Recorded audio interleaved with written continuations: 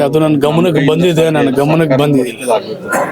ಸರ್ಕಾರದ ಮಟ್ಟದಲ್ಲಿ ಆಗಬೇಕು. ಅದು ಸಂಬಂಧಪಟ್ಟಂಥ ಮಂತ್ರಿಗಳ ಹತ್ರ ಮಾತಾಡಿ, ಯಾಕಂತ ಹೇಳಿದ್ರೆ ನಾವು ಸರಿಯಾದ ರೀತಿಯಲ್ಲಿ ನಾವು ಅವ್ರಿಗೆ ಸೇವೆ ಮಾಡೋಕ್ಕೆ ಕೊಡೋಕ್ಕಾಗಿರಲಿಲ್ಲ. 14 ದಿವಸಕ್ಕೆ 10 ದಿವಸಕ್ಕೆ ಇಲ್ಲ, ಬಾಕಿ ಇದೆ ಲಕ್ಷಾಂತರ ರೂಪಾಯಿ ಅಲ್ಲ, ಸುಮಾರು 10-16 ಕೋಟಿ ರೂಪಾಯಿ ಎಲ್ಲ ಇಂಟ್ರೆಸ್ಟ್ ಎಲ್ಲ ಸೇರಿಸಿ, ಪ್ರಿನ್ಸಿಪಲ್ ಅಮೌಂಟ್ ಎಲ್ಲ ಸೇರಿಸಿ 16 ಕೋಟಿ ರೂಪಾಯಿ ಇದೆ. ಅದನ್ನು ಸಂಬಂಧಪಟ್ಟ ಮಂತ್ರಿಗಳ ಹತ್ರ ಮಾತಾಡಿ ಅದನ್ನು ವೇಔಟ್ ಮಾಡಬೇಕು. ಅದನ್ನೆಲ್ಲ ಬಾಕಿ ಏನಿದೆ ಅದನ್ನೆಲ್ಲ ವೇವ್ ಮಾಡಬೇಕು. ಅದನ್ನೆಲ್ಲ ಕಟ್ಟೋಕ್ಕಾಗಲ್ಲ. ಯಾಕಂತ ಹೇಳಿದ್ರೆ ಎಲ್ಲ ಬೋರ್ವೆಲ್ ನೀರ ಮೇಲೆ ನಾವೆಲ್ಲ ಅಳವಡಿಕೆ ಮಾಡ್ಕೊಂಡಿದ್ವಿ ನಾವೆಲ್ಲರೂ ಕೂಡ.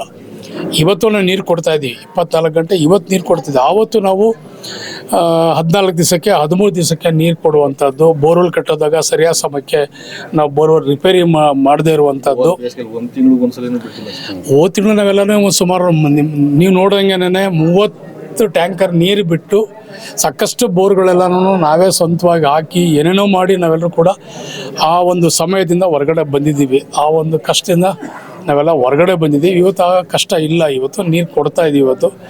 ಸೊ ಆ ಬಾಕಿನ ಏನಾದರೂ ಮಾಡಿ ನಾವು ಸರ್ಕಾರದ ಗಮನಕ್ಕೆ ತಂದು ಅದನ್ನು ನಿವಾರಣೆ ಮಾಡಬೇಕು ಅದನ್ನು ಅಂಥೇಳಿ ಒಂದು ಒತ್ತಾಯ ಇದೆ.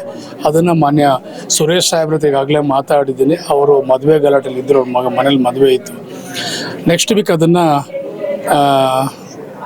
ಅಧ್ಯಕ್ಷರು ಕರ್ಕೊಂಡೋಗಿ ಮತ್ತು ಅಧಿಕಾರಿಗಳು ಕರ್ಕೊಂಡೋಗಿ ನಗರಸಭೆ ಅಧ್ಯಕ್ಷರಿಗೆ ಮತ್ತು ಅಧಿಕಾರಿಗಳು ಕರ್ಕೊಂಡೋಗಿ ಅದ್ರ ಬಗ್ಗೆ ಚರ್ಚೆ ಮಾಡಿ ಮಾಡ್ಬೋದಲ್ಲ. ಎಷ್ಟೋ ಸಾಲನೇ ಕೋಟಿ ಸಾಲನೇ ಮಾಡಿಬಿಟ್ಟಿದ್ದೀರಾ ನೀವೆಲ್ಲರೂ. ಸಾಲ ತಗೊಂಡಿದ್ದೆ, ಇದು ನೀರಿನ ದುಡ್ಡಿದು. ಸಾಲ ಕೊಟ್ಟಂಥದ್ದೇ ಮನ್ನಾ ಮಾಡಿದಾರಲ್ಲ, ಕೇಂದ್ರ ಸರ್ಕಾರದಲ್ಲಿ ಮಾಡಿದ್ದೆ, ರಾಜ್ಯ ಸರ್ಕಾರದಲ್ಲೇ ಸಾಕಷ್ಟೆಲ್ಲ ಮಾಡಿದ್ದೀವಿ. ಅದು ಅಧಿಕಾರಿಗಳು ಸಂಬಂಧಪಟ್ಟ ವಿಚಾರ, ಅದೆಲ್ಲ ನಾನು ಲೋಕಲ್ ಬಾಡಿ ಬೇಕು ಅಂತ ಹೇಳಿದ್ರೆ ಮಾಡಬೇಕು. ಬೇಕು ಅಂತ ಹೇಳಿದ್ರೆ ಎಲ್ಲ ನಗರಸಭೆ ವ್ಯಾಪ್ತಿಯಲ್ಲಿರುವಂಥ ಎಲ್ಲ ಸದಸ್ಯಗಳೆಲ್ಲ ಸೇರಬೇಕು, ಮಾತಾಡ್ಕೋಬೇಕು. ಯಾವ ರೀತಿ ಸರ್ಕಾರಕ್ಕೆ ಒತ್ತಾಯ ಕೊಡಬೇಕು, ಒಂದು ಪ್ರಪೋಸಲನ್ನು ಕೊಡಬೇಕು, ಆ ರೀತಿ ಪ್ರಸ್ತಾವನೆ ಸಲ್ಲಿಸೋಕ್ಕೆ ಏನು ಬೇಕು ಅದನ್ನೆಲ್ಲ ಅವರೆಲ್ಲ ರೆಡಿ ಮಾಡ್ಕೋಬೇಕು ಅವರೆಲ್ಲರೂ ಕೂಡ. ಅದಕ್ಕೆ ನಾನು ಹೇಳ್ಕೊಡ್ಬೇಕಾ.